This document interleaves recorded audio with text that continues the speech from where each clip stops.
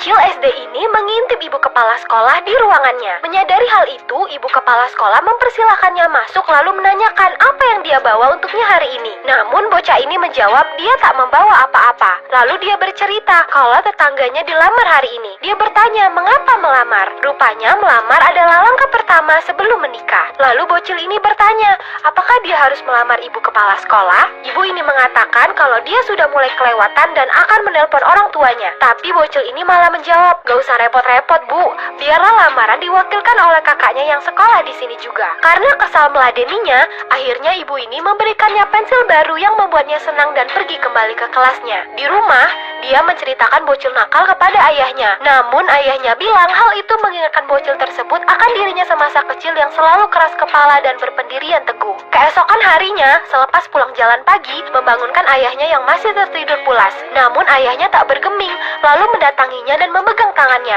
Dia sudah terkejut dengan tangan ayahnya yang sudah dingin guys. Lalu meminta dokter untuk datang memeriksa. Ternyata ayahnya memang sudah meninggal beberapa saat lalu. Kemudian menelpon guru TU meminta libur setengah hari dan memanggil ambulan datang. Seorang diri dia mengurus dan mengantarkan jenazah ayahnya ke peristirahatan terakhirnya. Setelah semuanya beres, lalu dia kembali ke sekolah. Melihat ibu kepala sekolah mereka datang, semua guru heran karena belum setengah hari ayahnya meninggal, dia sudah kembali ke sekolah, mengatakan kalau dia wanita yang aneh.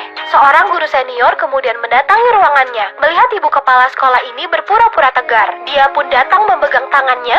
Seketika tangisnya pecah tak terbendung lagi. Bu guru ini berkata, tadinya ia juga berpikir kalau dirinya adalah wanita berhati batu. Namun kita hanyalah manusia biasa dan berhak untuk menangis.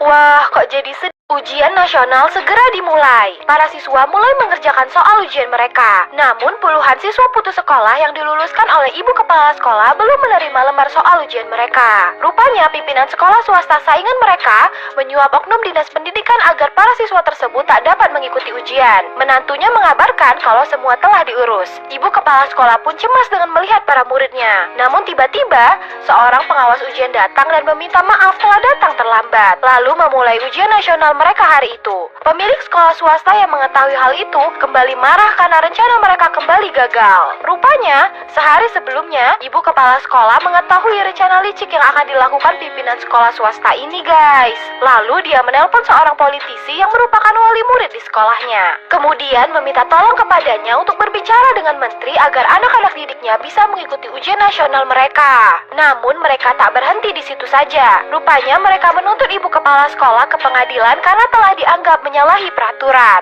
Bahkan selesai ujian digelar, pimpinan sekolah swasta ini mendatanginya langsung ke sekolah negeri ini. Lalu mengatakan ke ibu kepala sekolah kalau dia sebenarnya malas sekali dan dia berterima kasih karena membuatnya menjadi sibuk dengan persaingan ini. Lalu mengancam ketika liburan telah usai dan sekolah dibuka kembali, dirinya dan semua siswa yang diluluskan tak akan bisa kembali ke sekolah ini lagi.